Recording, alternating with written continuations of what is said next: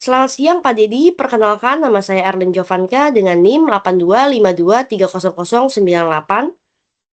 Hari ini saya akan mempresentasikan tentang paper Big Data saya mengenai judul validasi fenomena cuaca mikro dan pasar, pendekatan K-Match clustering pada data kelembapan, angin, dan tekanan udara. Nah, latar belakang dari judul yang saya buat ini adalah yang pertama ada Denpasar memiliki iklim tropis dengan perbedaan musim hujan dan kemarau yang jelas, sehingga curah hujan, suhu, kelembapan, dan jumlah hari hujan berubah signifikan sepanjang tahunnya. Yang kedua ada fluktuasi cuaca berpengaruh besar terhadap aktivitas masyarakat dan kondisi lingkungan. Dan yang ketiga ada suhu udara mempengaruhi proses pembentukan awan, curah hujan, kelembapan, dan juga faktor iklim lainnya. Dan yang terakhir ada aktivitas manusia seperti pembakaran bahan bakar fosil ikut memengaruhi perubahan iklim dan pola tekanan udara. Dan dari penelitian ini juga memiliki tujuan, yaitu yang pertama mengidentifikasi pola cuaca di wilayah Denpasar berdasarkan data suhu, kelembapan udara, kecepatan angin, dan juga tekanan atmosfer. Yang kedua ada mengelompokkan karakteristik cuaca dengan menggunakan metode clustering untuk menemukan pola. Dan yang terakhir ada menganalisis hubungan antara faktor-faktor iklim untuk memahami mikroklimat yang terjadi di Denpasar, Bali. Dan juga memiliki manfaat penelitian, yaitu yang pertama memberikan informasi dan strategis berbasis data bagi investor dan trader saham untuk mengidentifikasi potensi rebound lebih cepat dan akurat. Dan juga yang kedua ada memberikan kontribusi pada pengembangan ilmu pengetahuan di bidang data dan pasar modal. Dan yang ketiga ada menambah referensi ilmiah terkait pemanfaatan teknik pada data mining dan the big data analytics dalam menganalisis pola pergerakan harga saham. Dan juga memiliki tinjauan literatur. Yang pertama itu ada Bali memiliki pola hujan monsual dan potensi cuaca ekstrim dengan akurasi perkiraan sekitar 76%. Yang kedua ada analisis cuaca harus mempertimbangkan kondisi Pulau Bali secara keseluruhan, bukan hanya Denpasar.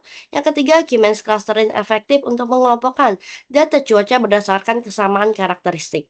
Yang keempat, ada metode ini relevan untuk memetakan pola mikroklimat yang spasial seperti kelembapan, tekanan udara, dan kecepatan angin.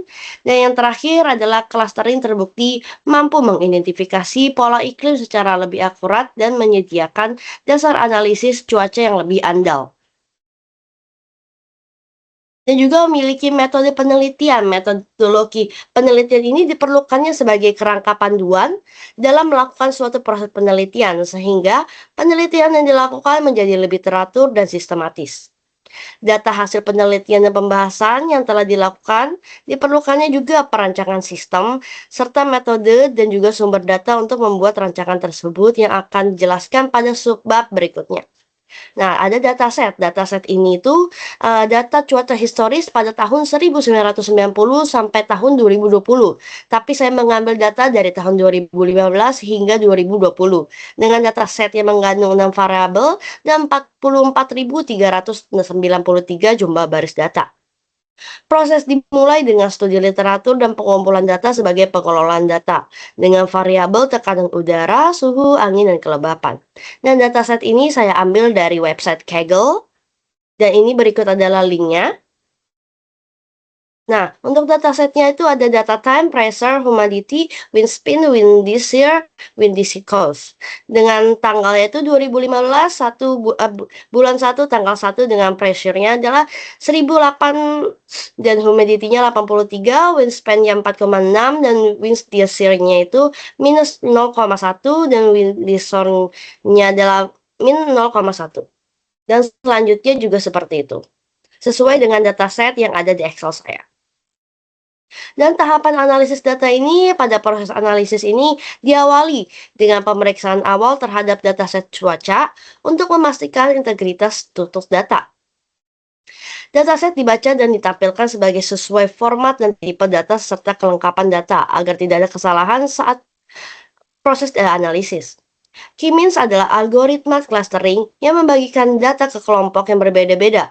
Pada gambar yang pertama, menampilkan kode di mana untuk menghapus baris yang duplikat dan menghapus nilai nol atau missing value pada data agar data menjadi lebih bersih. Nah, prosesan data ini memiliki langkah. Yang pertama adalah membersihkan dataset dengan menghapus data duplikat. Yang kedua adalah normalisasi data untuk memastikan bahwa semua variabel memiliki skala yang sama. Yang ketiga adalah menangani nilai-nilai kosong atau hilang missing value dengan metode interpolasi. Nah, jadi pada tahapan ini data dianalisis menggunakan metode K-means clustering sebagai teknik untuk melakukan pengelompokan. Langkah-langkah dalam menerapkan K-means dengan menentukan nilai cluster awal pada data, kemudian dilakukan dengan menentukan nilai pusat center rate.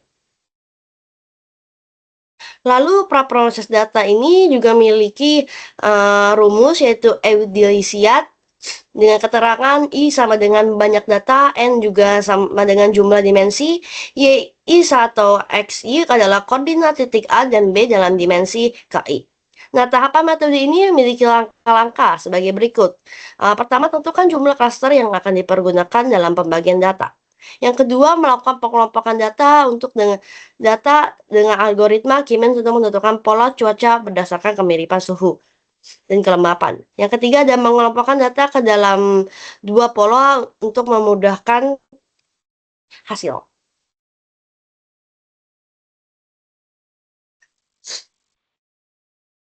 Oke, selanjutnya ada hasil dan pembahasan.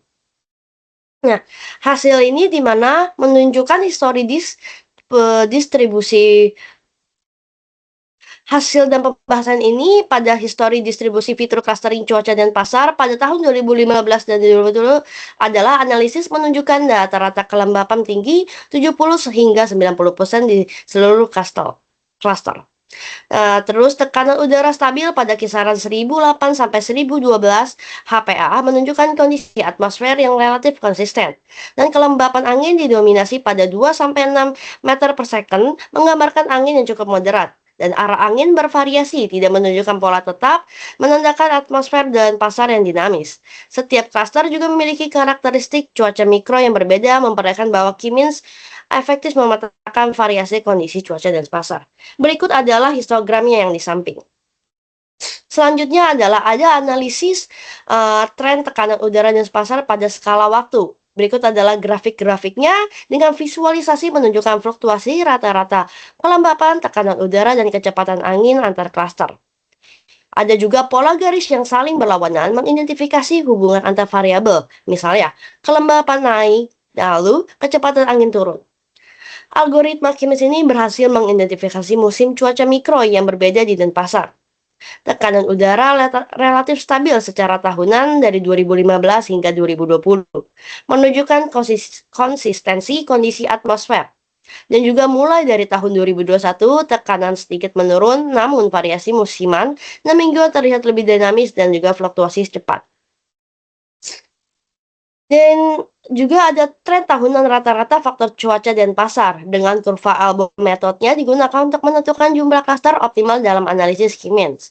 Tekanan udara stabil pada rentang 1008 sampai 1011 HPA sepanjang periode analisis. Kelembapan tahunan meningkat dari sekitar 79% menjadi hampir 85%. Kecepatan angin signifikan pada tahun 2020 mencapai lebih dari 5 meter per second. Arah angin menunjukkan fluktuasi tajam terutama pada tahun 2020. Secara keseluruhannya, terdapat variasi tahunan yang jelas, terutama peningkatan kelembapan dan kecepatan angin di akhir periode. Berikut sampingnya adalah grafik-grafik tahunan pada faktor cuaca dan pasar. Selanjutnya adalah heat map koreksi antar faktor cuaca dan pasar. Nah, dengan poin-poin sebagai berikut, sebagian besar hubungan antar faktor cuaca lemah hingga sedang. Tekanan udara memiliki korelasi positif sedang dengan arah angin 0,40 atau dengan tujuan tekanan naik ketika arah angin berubah ke arah tertentu. Yang ketiga, ada kelembapan memiliki korelasi negatif dengan kecepatan angin minus 0,37 yang mengartikan udara lembab cenderung diikuti angin yang lebih pelan. Kecepatan angin berkorelasi negatif dengan arah angin minus 0,39 yang mengartikan perubahan arah angin sering diikuti penurunan kecepatan. Dan yang terakhir, berarti secara keseluruhan ini, hubungan variabel menunjukkan dinamika cuaca mikro dan pasar yang kompleks namun terukur. Berikut di sampingnya adalah gambar dari heatmap korelasi antar faktor cuaca. Ada pressure, humidity, wind speed, wind shear, wind viscosity. Oke, jadi kesimpulan dari, paper big data saya dengan, mikro Denpasarnya saya adalah yang saya buat, pertama ada metode K-means clustering efektif untuk mengelompokkan kondisi cuaca Denpasar 2015 hingga 2020.